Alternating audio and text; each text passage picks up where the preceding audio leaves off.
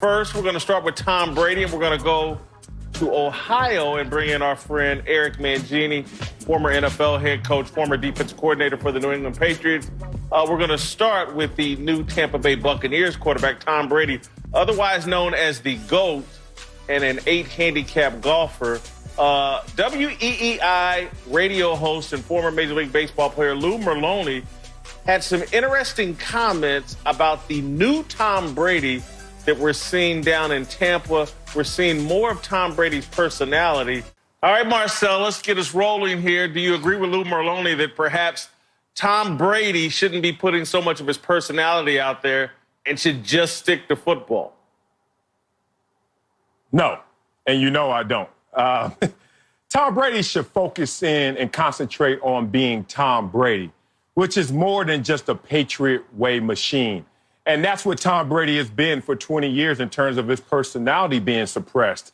And finally, you're seeing a guy who has come to the realization that there are other ways up that mountain, other ways to express yourself and still be successful at the game of football.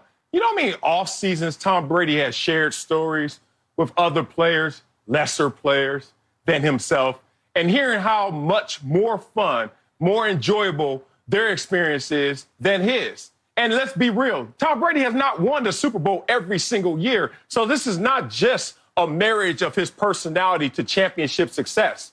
Even in failure, he was suppressed. So Tom Brady's looking at this situation like, you know what I've learned from this experience with Bill Belichick and the Patriots? It's been amazing on the football field, but not so much off the field in terms of Tom Brady starting TB12. Let's go back to the first shot fired of Tom Brady losing his parking spot and his VIP status with the team. Him giving money to the team to sign Wes Welker back, and then that didn't happen, and he didn't get the money returned. And then Alex Guerrero, the co-founder, his partner in TB12, limited access.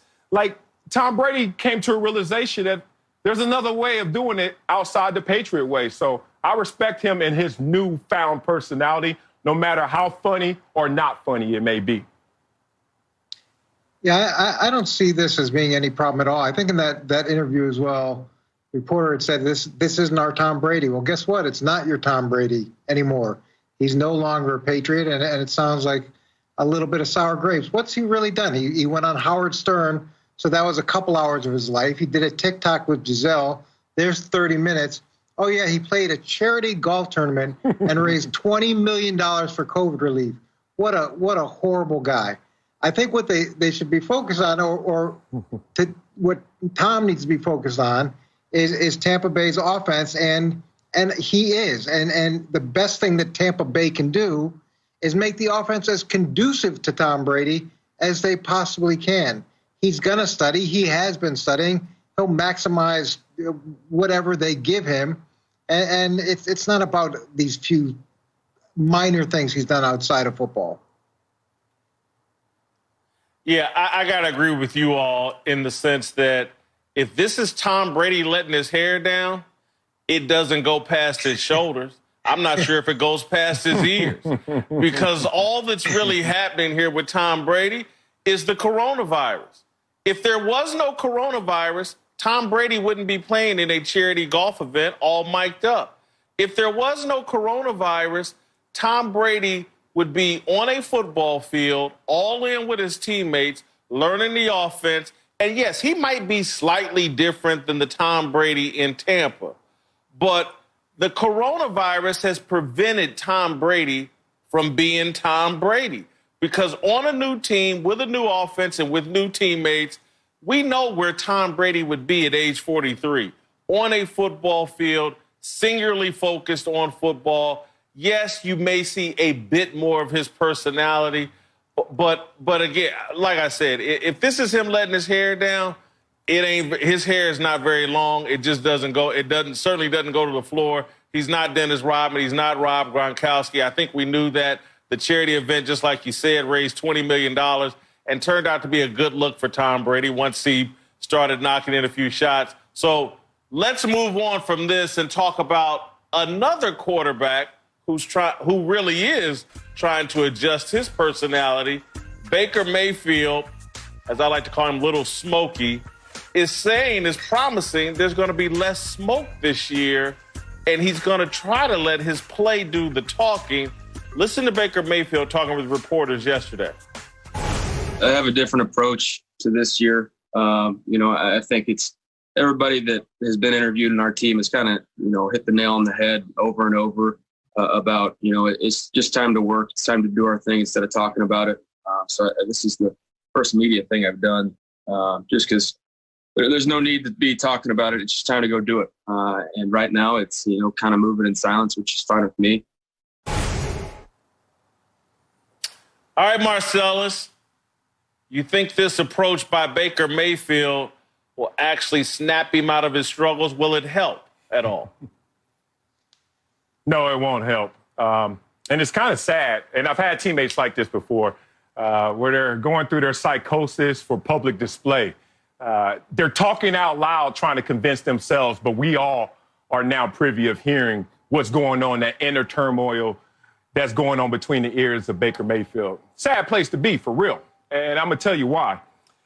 He's trying to project to us that there's some kind of link between his offseason in terms of talking and what he does in season in terms of production. And that's been a storyline, narrative, myth that's been sold to fans for many, many years. You go out there and say, you know what? This year I'm focused. This year I'm just going to stick to the script. This year I'm just going to follow protocol, do all the right things. And that's going to lead to success during the season. I wish it was that simple. I knew so many fall in line soldiers, war paint, yes, sir, no, sir, great students of the game that were just plain sorry. And I knew some guys who didn't take care of themselves, weren't the best teammate, falling asleep during meetings and go out there and ball till they fall. So what he's not doing, which is dishonest, is introducing the third horse in this race. It's not talking, focus, or just production. It's work, strategic work. Baker Mayfield, I don't care how much you talk or don't talk. Talk about how strategically you're working at your craft to get better. You don't have to be silent to do that, and you don't have to be boisterous to do that. I think he lost sight of what was most important, which was that third horse, work. And now everyone's just going to think a quieter Baker Mayfield is going to be a better Baker Mayfield at quarterback. Wait for that, because they are not married. What happens on May 28th ain't the same that's going to happen on September 28th, brother. So you can fool a lot of people out there with this one, but I just hope that you're doing the most important thing, which is just work right now. I think you're being a little bit hard on him, Marcellus. And to me, you can't work on your weaknesses until you acknowledge that you have weaknesses. And one of the things that we've seen with him, or at least it looks like we're seeing with him, is some maturity. And Rodney Harrison told me years ago, the league has a way of humbling you. And we've all seen those great young players that come in that don't understand what work looks like, that thinks they can do what they did in college, and that's good enough. But they go through this humbling process, they go through this learning process, and the league teaches them what that work looks like if you really want to be successful. And the good players are the ones that understand, okay, this is how I have to adjust my game. And there are those guys that are so talented they never have to adjust their game. And there are those guys that are just company guys, and that's how they survive a long time. But the truly great players and the players that develop are the ones that understand, okay, I have weaknesses, I need to work on weaknesses, and none of those things are going to be solved by talking about them. They're going to be solved by acknowledging them and then putting a plan in place to try to overcome them. Yeah, I agree with Eric Mangini. I actually like this move by Baker Mayfield. Will it help? Who knows? Is it the right thing to do? Yes, I think without question it's the right thing to do. And I say that because I think what Baker Mayfield is doing that's unstated here is that the entire Cleveland Browns team, Jarvis Landry, Odell Beckham Jr., the critical foundational players for the Cleveland Browns, I think, have made a pact. We went into last season, too much noise around us, too many little distractions. Baker Mayfield, you don't need to be beefing with Colin Cowherd and other people in the media. Let's let our work. And this, to me, has been the quietest offseason I've ever seen from Odell Beckham Jr.